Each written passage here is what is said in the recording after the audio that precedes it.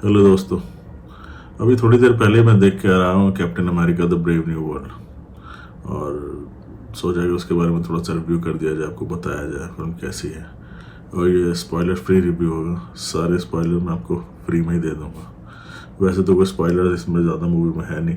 अगर आपकी एक्सपेक्टेशन बहुत ज़्यादा है या इतनी भी है कि वो मार्वल की मूवी और काफ़ी एंटरटेनिंग होगी, तो keep your expectations low.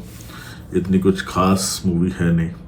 Even जब आप उसे स्टार्टिंग में देखना शुरू करेंगे तो आपको लगेगा कि कोई नेटफ्लिक्स की सीरीज़ देख रहे हैं, कोई थ्रिलर, कोई स्पाई थ्रिलर, बट वो भी नहीं है।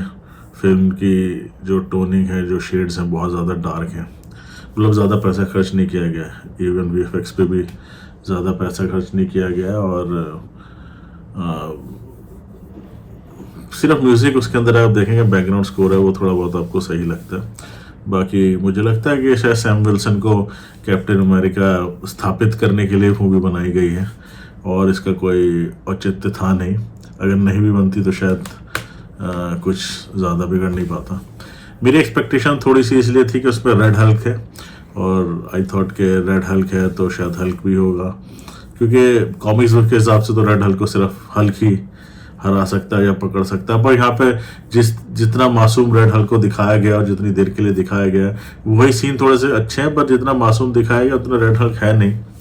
मतलब उसको तो बिल्कुल देवता ही फरिश्ता ही बना दिया गया, जो कि मुझे तो बिल्कुल नहीं जचा। मुझे समझ में नहीं आता कि आगे अगर हल्क और रेड हल्क के बीच में कुछ अगर ये लोग सेटअप करना चाहते हैं, जो कि हम सुन रहे हैं कि वर्ल्ड वॉर हल्क आएगी, तो उसमें क्या करेंगे रेड हल्क का, तो वो मुझे कुछ समझ में नहीं आया।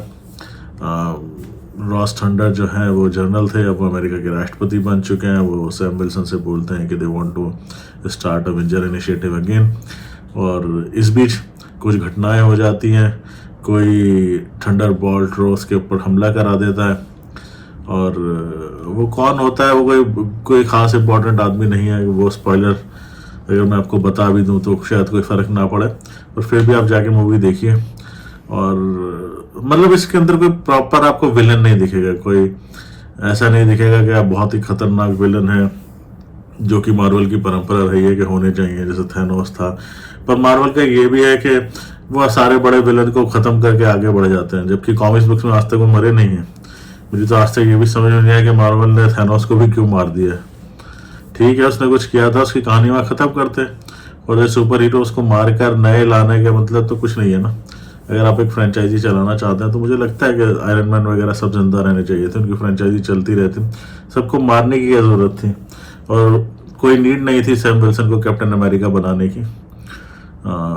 वो थोड़ा इमोशनल लगते हैं अपनी स्पीच देते हुए, जो उन्होंने अपनी सीरीज में भी दी थी, falcon winter soldier and falcon and winter soldier में। यहाँ भी वो यही कब करते हुए नजर आए। आखिरी में वो स्थापित हो पाते हैं इस कैप्टन अमेरिका, वो तो पब्लिक ही डिसाइड करेगी। पर अगर आप ज़्यादा एक्सपेक्टेशंस के साथ जा रहे हैं तो आई डोंट थिंक सो। मुझे तो मार्वल की मूवी एक तरीके से लगी नहीं। मुझे लगी कोई एक नेटफ्लिक्स सीरीज जो होता है ना, एक छोटा सा कोई लिमिटेड सीरीज 3-4 एपिसोड की, अगर उसको वो बना दे तो ज़्यादा बेटर होता।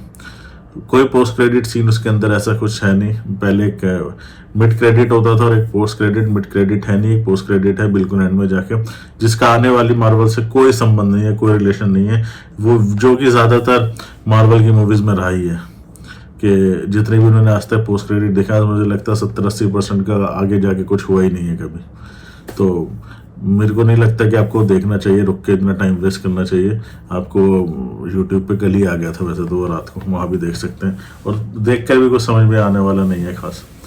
और खैर, मुझे तो फिल्म देख के निराशा हुई। मुझे लगता था कि रेड हल्क की कुछ कहानी होगी, थोड़ा कुछ बताया जाएगा, पर ऐसा कुछ नहीं हुआ। वो खुद क्या करना चाह रहा था एज ए प्रेसिडेंट बन के, वो भी कुछ कहानी क्लियर नहीं थी। बेसिकली ये लग रहा था कि आजकल जो वर्ल्ड में जियो पॉलिटिकल सिचुएशन है, ये पिक्चर उसको लेके बनी है, ना कि मार्वल की कैप्टन अमेरिका या रेड हल्क पे बेस्ड कोई मूवी है। तो फिर भी जाइए 14 फरवरी जाके एंजॉय कीजिए मूवी को। हो सकता है आपको इतनी ज़्यादा पसंद ना आए, पर फिर भी ठीक है, देख सकते हैं। नहीं तो इंतज़ार कीजिए जब डिज्नी प्लस पे आएगी। अपना ख्याल रखिए, बाय बाय।